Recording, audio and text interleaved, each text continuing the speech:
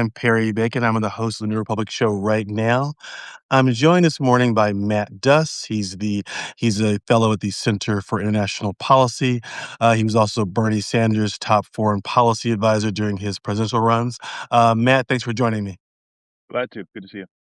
So I want to talk sort of broadly about. We have a lot of foreign policy news. Let me ask you two questions, and just to think about them broadly. Mm. And because I think I'm not a foreign policy expert. I assume a lot of our viewers are not, listeners are not. Why did the U.S. decide to go into Venezuela and remove its leader? And why are we talking about invading or taking over Greenland? These are not things Joe Biden was talking about doing. They're not things Mitt Romney would have done, I don't think. So talk about Yeah. just generally what is motivating these two actions. Yeah.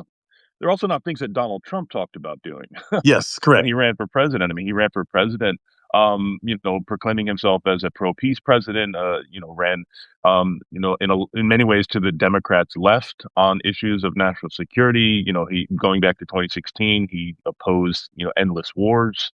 Now his first term certainly didn't reflect that, but I think what we've seen since June, since the Israeli war, and then which Trump joined in June against Iran, we've seen a number of interventions. So he's certainly not an anti-war president. What he has been is an anti-long war president.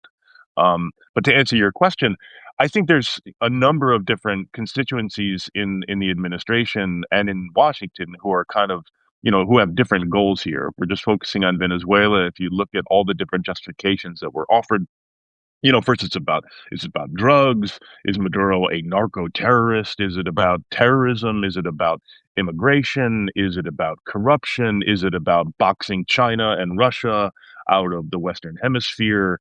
Or is it about the oil? Now, for Trump, Yes. he's been pretty clear. It's Right. about the oil, which is in many ways refreshing. I mean, I don't want to, treat it too kindly, but I mean, one of the things about Donald Trump in general is the way he just makes subtext into text. So it's just straightforwardly about the oil So when you infrastructure. say we say there are multiple justifications, but if the president is saying it's about oil, Yeah. I think Marco Rubio has his own views about Cuba and dictators and so on. But is it about? Do we think it's a multifaceted issue, or do we think Donald Trump? Because Donald Trump is the one person his view does matter the most, but Right. but we don't really think he's driving policy in that exact way, right? Well, I mean, he's the one who has to kind of, call the shot when it's Right. time to send troops in, or and also, support the preparations. I mean, and there were extensive preparations for the operation to, essentially abduct Maduro. Um, so yeah, I mean, I think it's about the oil, but also with Trump, it could be any number of things. It's Okay. just this is what he said. It's clear that he was just annoyed by Maduro essentially kind of trolling him constantly, like making these defiant statements.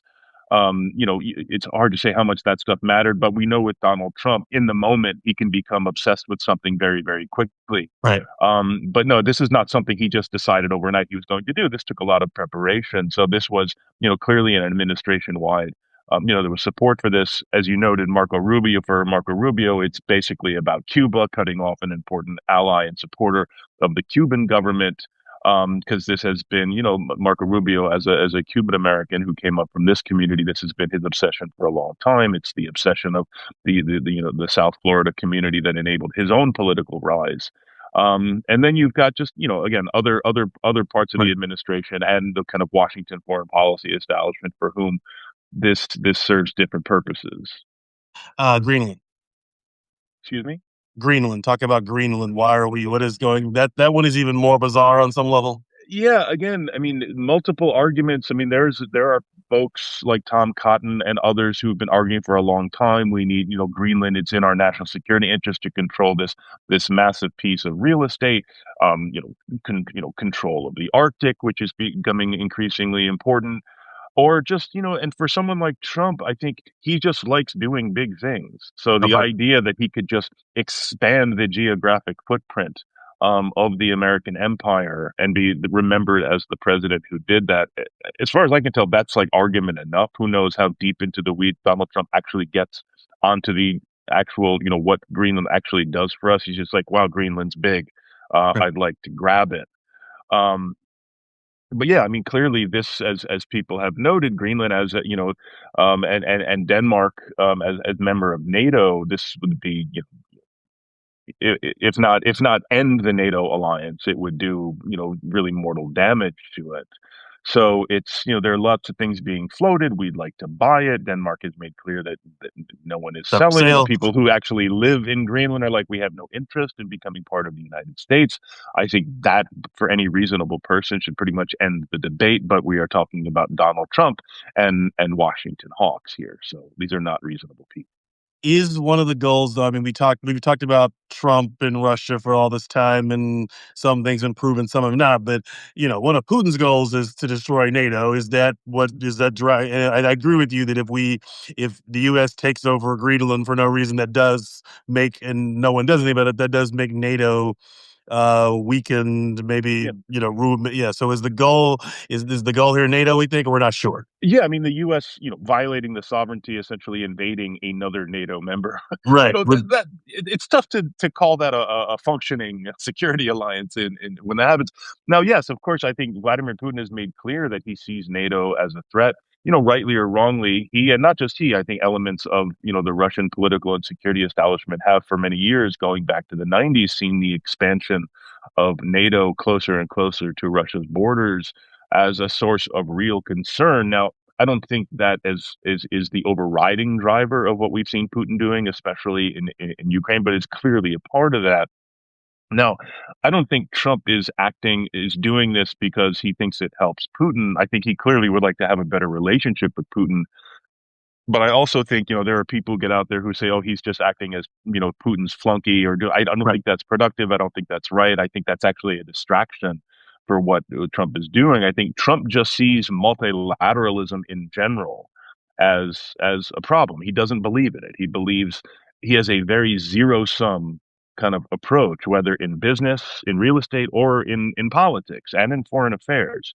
So I think this is the kind of consistent through line. Multilateralism um, is based on the basic concept that, listen, we can all benefit from a set of rules, a set of agreements. Even if Mm. we give up a little bit in the longer term, we're going to benefit, just by, kind of coming to these agreements and finding, ways to work on shared challenges according to agreed upon set of principles. And Donald Trump just has discarded that entirely. His whole approach is like, I win, you lose, and if you're benefiting, clearly I'm getting screwed. And that's how he sees NATO. That's how he sees the European Union. That's how he sees kind of international agreements in general. So he was never anti-war, right? No, I mean, I think he's anti-long war, right? He's Yes. anti-waste. He sees these long invasion, these occupations, Afghanistan, Iraq, as wasteful. They didn't produce much. And again, we found out in 2016, a lot of Americans agreed with them. I mean, Right. I think back to that primary debate. I think it was one of the first primary debates back in 2015 when he's on stage with like 20 other candidates.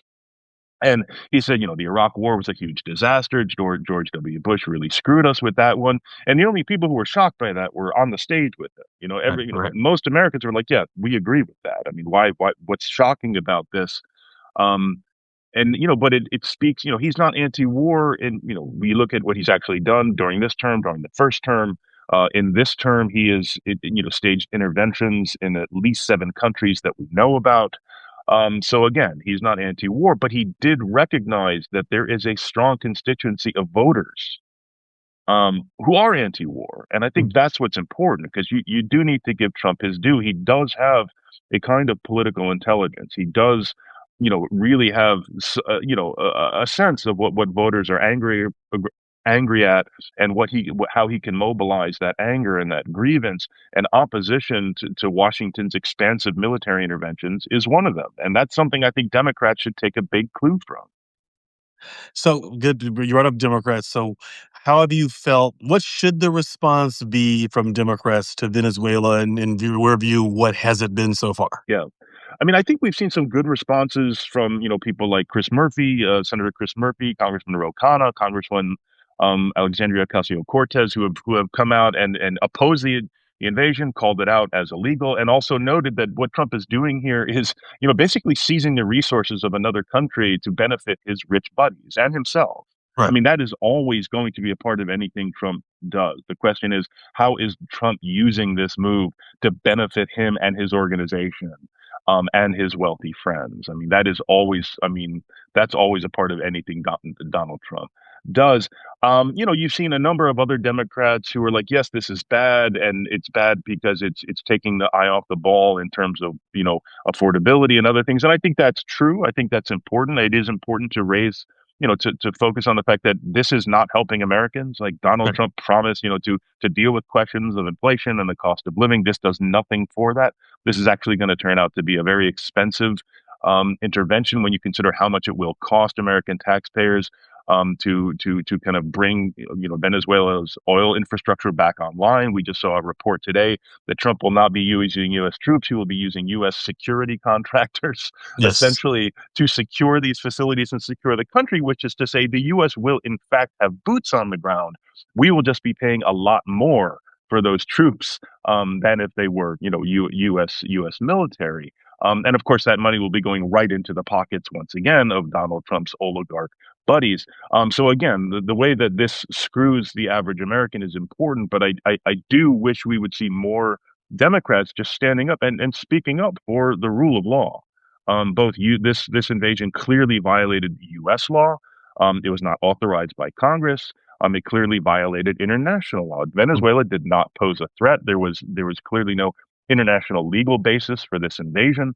Um, and Donald, the administration has tried to get around both of these things by proclaiming, Trump was part of this massive narco terrorist cartel that was essentially facilitating an invasion and killing Americans through the importation of drugs and all these things. And they use this arrest warrant, this indictment, in a U.S. court as justification. It's like, well, that has no international Right. legal validity. I mean, it's not nothing, okay, but this does not give, a justification to invade a sovereign country like Maduro or not. And I don't. No one Right. should. He's a corrupt, repressive dictator.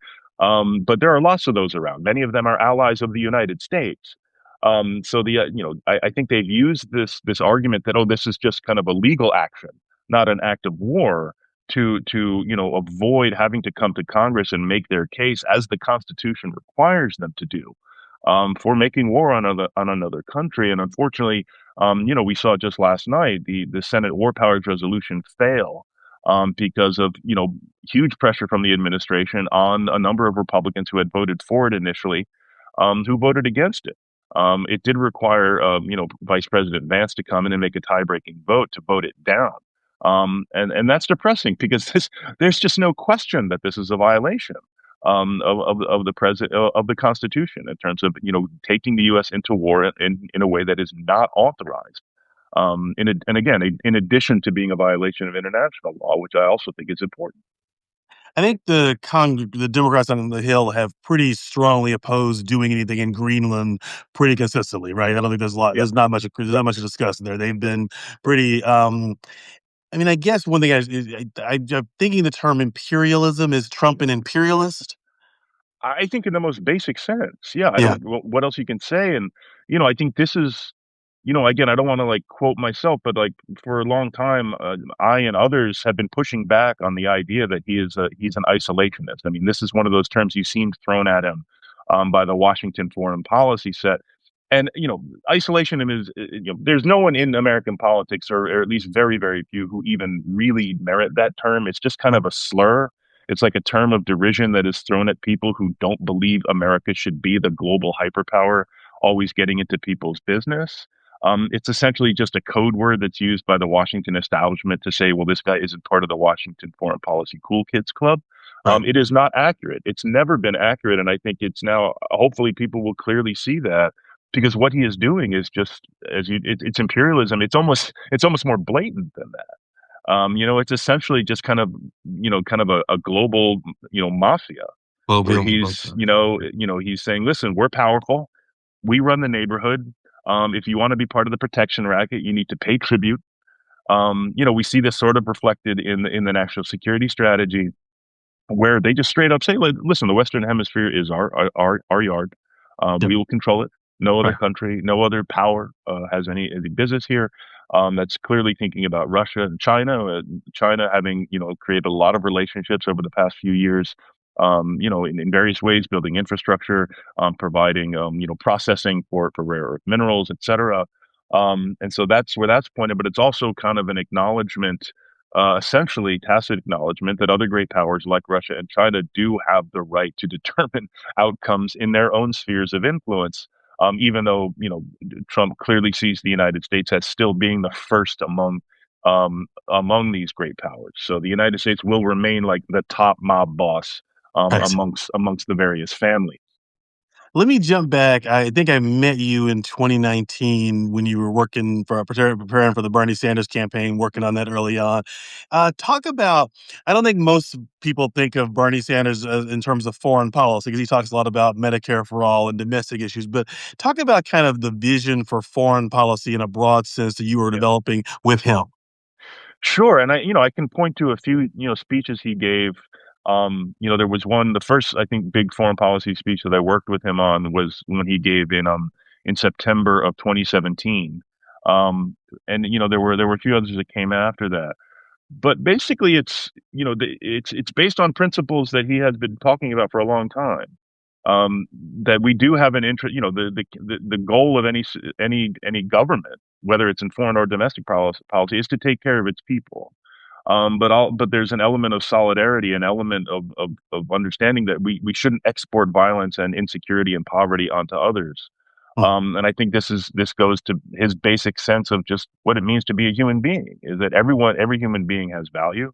And there are ways to promote our own security and prosperity that don't come at the expense of others. But in getting into more specifics, I mean, he was one of the few, Democrats who spoke out against the Iraq War at the time. There should have been way more. I think everyone understands that he was right now. Um, in part because it was just a blatant violation of international law. It was clearly based on false pretenses, just outright lies by the Bush administration, and because, as with many other military interventions over the past decades, it has produced lots of unintended consequences. It was a failure on its own terms. It created, it killed hundreds of thousands of people. It created millions of refugees, both inside and outside of Iraq. It killed, thousands of American service members. It wounded tens of thousands, as he says, both in body and spirit. And that's had an enormous impact on our country, on those communities. And it's also bad for our politics. I mean, when you promote this kind of hawkish mentality, this idea that America not only has the right but the obligation to be out there intervening and policing the world, it creates, a political environment in which authoritarianism and xenophobia and hatred thrives.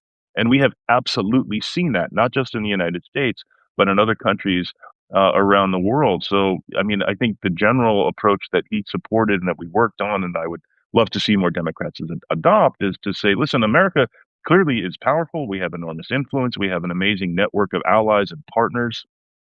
That's important. These are huge assets in advancing our shared goals. But we also have an interest in a world of rules, in a world where it's not just might makes right, because we can look to multiple examples in history where this kind of approach just inevitably led to conflict. And unfortunately, that is where Trump is leading us. And it also really undermines, if not outright destroys, our ability to address real crises in the moment, whether it's climate, whether it's pandemics, which there will be more of, whether it's just crises that follow on from those things, like irregular migration. Um, so we're really, just by taking this go it alone approach, by the way Trump is doing, is to say just by virtue of our power we get to tell everyone else what to do. That is going to provoke backlash. It already has done that, and it's going to hurt our ability. It's going to hurt our own security and our own prosperity in the future. You use the term rules, Yeah, so you didn't say rules-based order, but is that if we just is that yeah, for you, is that a defining idea of foreign policy that we follow the rules and people follow them, including us? yeah, I'm gonna come back to maybe if Joe Biden right, did it or not, but right. his administration had the phrase Yeah. rules-based order. You think having some set of rules is important? I think it is. I would like a rules-based order, but for real. Yes. For real. By which I mean that was not what we saw from Joe Biden. For Right. Joe Biden, and this, I mean, is a place where Joe Biden was actually very, very representative of the way that I think the DC foreign policy establishment thinks about the quote rules-based order, which is that the U.S. gets to make the rules. There's one set of rules for our partners and friends, and there's a different set of rules that must be imposed and enforced against our adversaries and enemies. And you couldn't ask for a better example of that than comparing Ukraine to Gaza. Right. I think it's hard to think of a social science experiment one could devise that would show this hypocrisy, and these double standards more clearly than opposing the Russian invasion of Ukraine, which I agreed with. It was a clear violation of international law. Opposing the war crimes that Russia has clearly committed in Ukraine, while supporting those same war crimes, day after day, after month after month in Gaza. This was catastrophic, not just for the people of Gaza, for the region. I think it's catastrophic for the United States and for the idea of international cooperation. So again, when I talk about rules, again, I mean, I think about the quote of Gandhi's quote when he was asked about Western civilization. He said, "I think it would be a great idea." You ask me about the rules-based order. My response is the same. I think it is a good idea. We should endeavor to build something like that. But that requires the United States really agreeing and upholding the rules for ourselves and for our friends when they violate them, and not just give them a pass. Last question, like if you were advising somebody running for president in 2028, give me two or three ideas or Yeah. principles that should guide their foreign policy. Right. No, I think invest in the idea of multilateralism. Really, just make the case that engaging within the international community, in international organizations, is not just something nice to do. This is how we advance America's interests. This is how we keep Americans safer and more prosperous. I think the second thing I would say is really start to build a better relationship with China. I think, the Biden administration, in my view, unfortunately adopted, the Trump administration's approach that just saw China as a threat, and sought to contain that threat. Interestingly, the second Trump administration has not been as hostile to China, but still sees it, is very invested in American primacy, including in the Asia Pacific region. But I do think, China is going to continue to be influential and powerful. It has a huge population. It has a very powerful economy. It has built relationships all over the world, including in the Western Hemisphere. And China has a role to play in shaping the global agenda. And so I think, building a better relationship with China, it's going to be frustrating. Certainly, China's going to do things that we don't like. It is already doing that. But that's a hugely important relationship, and there need to be multiple channels um, Hmm. of communication. And the last thing I would say is I would love a Democratic nominee to really focus on the idea of accountability, real accountability, not just in foreign policy, but in general. I mean, we face a crisis of political legitimacy um, in this country. That is part of what we're facing right now. Americans have lost faith in American government, in the political process, and in our leaders, in part because they haven't delivered, but also because they see time after time after time powerful people pay no price. I mean, this is something that Donald Trump has very successfully exploited. When Donald Trump says the system's rigged, he gets traction with that because the system is rigged. Mhm. I mean, the system is rigged on behalf of people like Donald Trump and his powerful friends. But you can name Republicans and you can name Democrats who have committed, egregious offenses, both of corruption and foreign policy, who have, simply skated, faced no consequences whatsoever. So I think bringing some real accountability to this process and back to American politics, dealing with the fact that our political system is essentially a form of legalized corruption. I think addressing all of these things is really essential for rebuilding or building anew a shared kind of political consensus about what the American project really is. Let me drill down. What would accountability look like? You mean like the ICE officer who killed the person in Minneapolis is in jail, or what do you mean when you say accountability? Just for example, I want to see, going back to Gaza, I want to see all the reports about what we knew, because I know that the Biden administration really did know that Israel was Mm, violating okay, international law, and yet right. continued to give them weapons in violation of U.S. law. I want to see those reports, State Department reports, other reports, declassified. I want those officials to have to answer Mm. for what they did in Gaza in a real way, not just in softball interviews on CNN or elsewhere. Or a podcast sponsored by Bob Brand. Exactly, Yes, or their own podcasts where they pretend to kind of think about what they actually did. That's what I'm for starters. yes. With that, let me ask you last thing. What did you think would happen in New York City, like the election? Like, what did you make of Zoran's victory? How it happened? Like, because you are both in policy, and it seems like Gaza had some role, but you talked about affordability. I mean, it seemed like the Bernie Sanders campaign, but almost advanced a little bit. Is how I felt about it. Like, Yeah. he learned the right lessons. Is how I saw it, but I'm curious as how you saw it. Right. No, I think, he was really focused on just, the struggles of everyday people. Yeah. Affordability is kind of the new key word, but that's important. I mean, I think that was kind of a through line we saw not just with Zoran's campaign, but also with Spanberger here in my state of Virginia. We saw that with Cheryl in New Jersey and others, and it's just connecting your campaign. And I think what Zoran did was inspiring in so many ways.